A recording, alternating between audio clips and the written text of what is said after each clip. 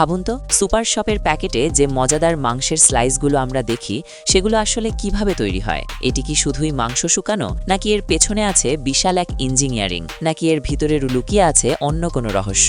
আজকের ভিডিওতে আমরা আপনাকে নিয়ে যাব কোরিয়ার এক দানবীয় ফ্যাক্টরিতে, যেখানে প্রতিদিন প্রায় ৩ টন গরুর মাংস প্রসেস করা হয়। কিন্তু মজার ব্যাপার কি জানেন? এই ৩ টন মাংসের সবটুকু কিন্তু প্যাকেটে যায় না। ভালো মানের জার্কি বানাতে গেলে মাংসের সব চর্বি আর পর্দাগুলোকে এমনভাবে ছেটে ফেলা হয় যা দেখলে আপনি অবাক হয়ে যাবেন। সাধারণ রান্নাঘরে যাওয়া সম্ভব, এই ফ্যাক্টরিতে তা করা হয় বিশাল সব রোবোটিক মেশিনের সাহায্যে।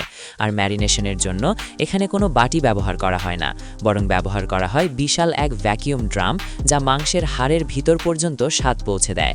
একটা প্যাকেট আপনার হাতে আসার আগে এই মাংসকে টানা ৪৮ ঘন্টা বিশেষ এক ঘরে রেস্ট নিতে হয়। অনেকের মনে প্রশ্ন আসে, কেন এই মাংস মাসের পর মাস নষ্ট হয় না? চলুন সব রহস্য ফাঁস করা যাক আজকের এই অবিশ্বাস্য যাত্রায়। প্রথমেই কোনো কর্মী ফ্যাক্টরিতে ঢোকার আগে বিশেষ পোশাক পরে এয়ার শাওয়ার মেশিনের ভিতর দিয়ে নিজেকে পুরোপুরি জীবাণুমুক্ত করে নেন। এরপর বরফ হয়ে থাকা মাংসের বিশাল সব ব্লক ফ্যাক্টরিতে আসে এবং সেগুলোকে নির্দিষ্ট তাপমাত্রায় গলিয়ে নেওয়া হয়। গলানো মাংসগুলোকে বড় বড় স্টিলের ট্রের উপর সাজিয়ে রাখা হয়, যাতে অতিরিক্ত রক্ত ও পানি ঝরে যায়। তারপর শুরু হয় আসল কাজ।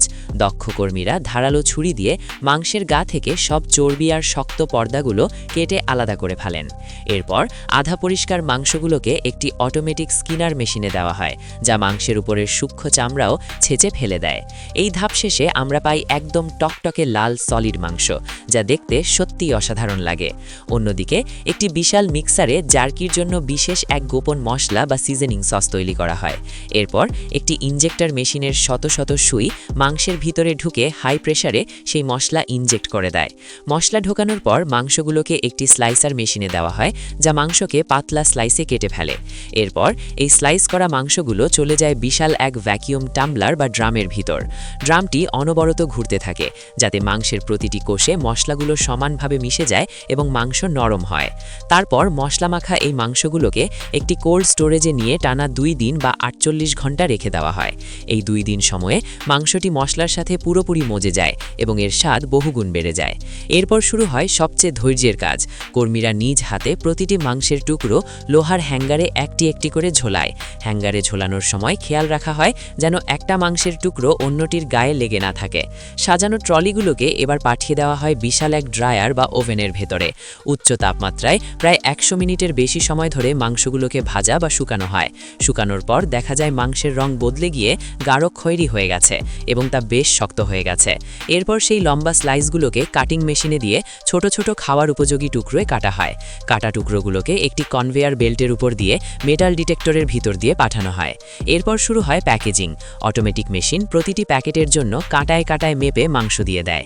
প্যাকেটের ভিতরে একটি ছোট্ট অক্সিজেন শোষক প্যাকেট দেওয়া হয়, যাতে মাংস দীর্ঘ সময় ফ্রেশ থাকে। এরপর মেশিনটি প্যাকেটের মুখ থেকে সব বাতাস বের করে দিয়ে শক্ত করে সিল করে দেয়।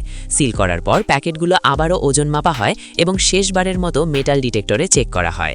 সবশেষে প্যাকেটের গায়ে মেয়াদ উত্তীর্ণের তারিখ প্রিন্ট করে সেগুলোকে বড় কার্টুনে ভরে পাঠানো হয় দোকানের উদ্দেশ্যে। তাহলে দেখলেন তো, এক প্যাকেট বিফ জার্কি আমাদের হাতে আসা পর্যন্ত কত বড় এক যজ্ঞ পার হয়ে আসতে হয়। 3 টন মাংসকে স্রেফ মেশিনের সাহায্য নয়, বরং মানুষের নিপুণ হাতের ছোঁয়া আর আধুনিক প্রযুক্তির মেলবন্ধনে তৈরি করা হয় এই সুস্বাদু স্ন্যাক্স। কোরিয়ার এই ফ্যাক্টরিটির পরিষ্কার পরিচ্ছন্নতা আর কাজের নিখুঁত ধরন সত্যিই আমাদের অবাক করে দেয়।